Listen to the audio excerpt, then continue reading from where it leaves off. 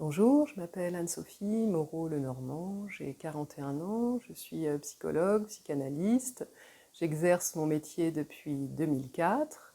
Je travaille à la fois en institution et en cabinet. Après 15 ans dans la fonction publique hospitalière, j'ai intégré l'association Les Papillons Blancs 76 il y a 2 ans.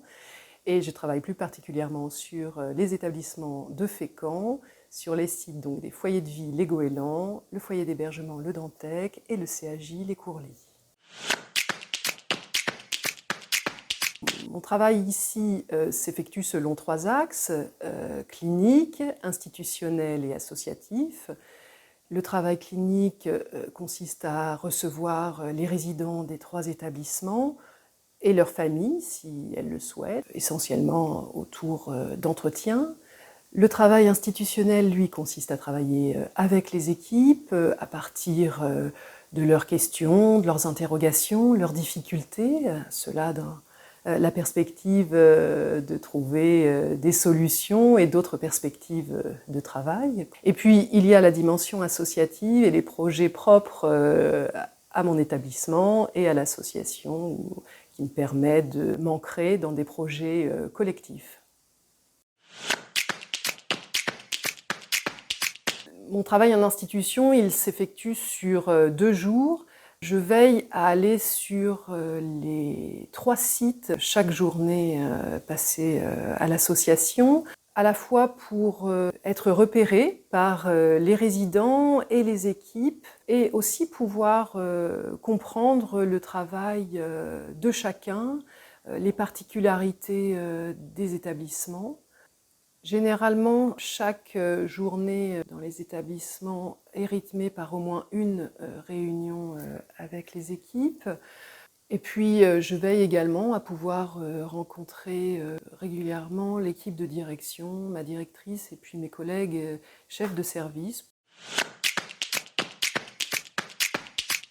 J'ai la chance de pouvoir travailler dans des lieux où je suis attendue et où les résidents, mes collègues, ont à mon égard des attentes, des questions à me poser. Et je trouve que c'est là le plus précieux dans le travail.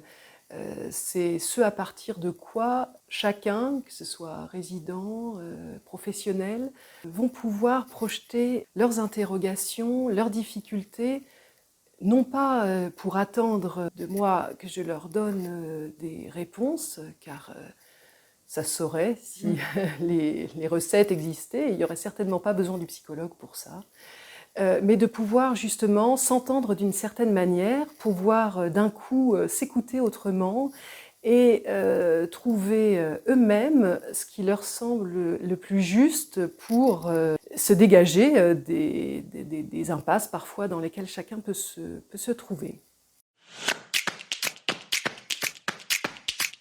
De par ma formation, ceux qui m'ont inspirée sont forcément les psychiatres, psychanalystes, mais plus particulièrement des personnes comme Jean Houry, avec la clinique de Laborde et la psychothérapie institutionnelle, mais aussi ces femmes médecins, psychanalystes d'après-guerre qui se sont intéressées aux enfants qu'on disait en arriération mentale, ces praticiens qui ont témoigné de ce qu'il y avait à construire dans un monde après-guerre chaotique où l'urgence était la reconstruction économique.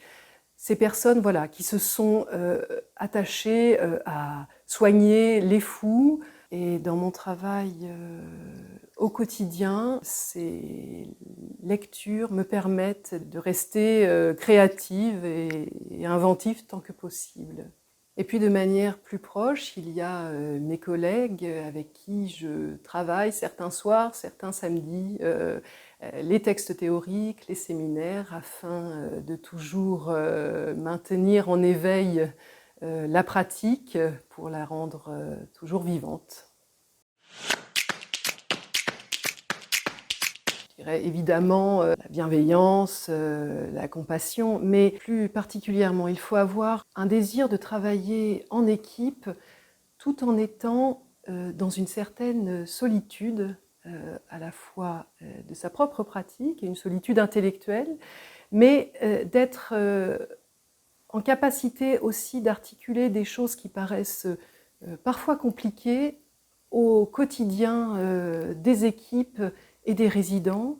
Il faut avoir de la patience, de l'humilité et aussi de la confiance. Patient et endurant parce que ça prend du temps de réfléchir sur une vie, que ce soit une vie d'institution ou une vie individuelle.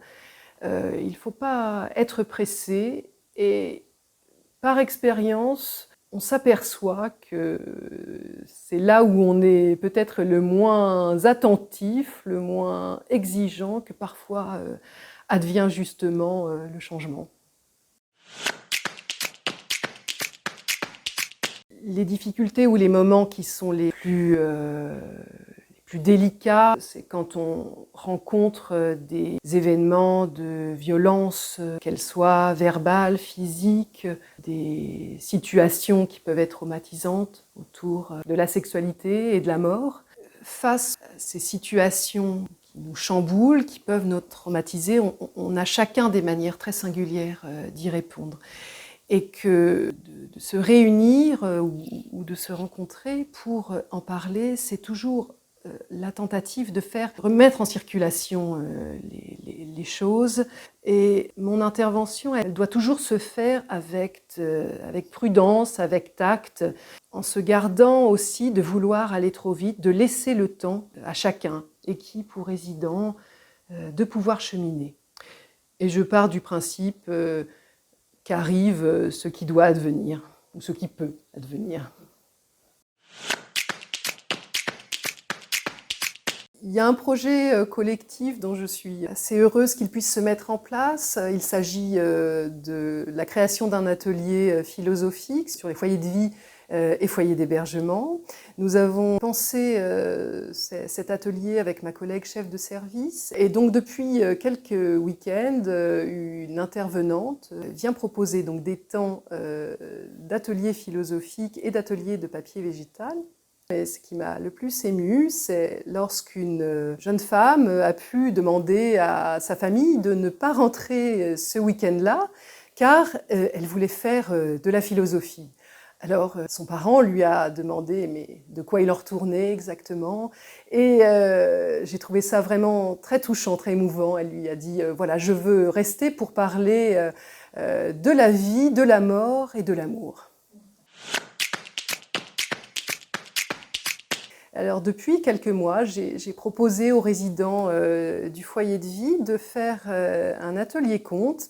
Et depuis plusieurs semaines, nous lisons Mémoire d'un âne de la comtesse de Ségur. Et dernièrement, j'ai été vraiment surprise, saisie par l'intervention d'un résident, tandis que nous étions en train d'évoquer la possible mise à mort de l'âne Cadichon.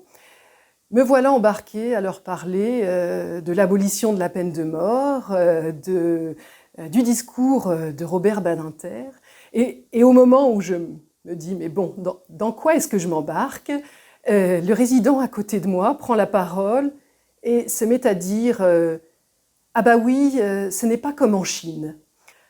Alors s'en est suivi l'intervention d'un autre résident sur la guillotine, et puis l'intervention des autres résidents trouvant effectivement la peine de mort quelque chose d'inhumain, une autre résidente parlant de ce qui se passait aux États-Unis.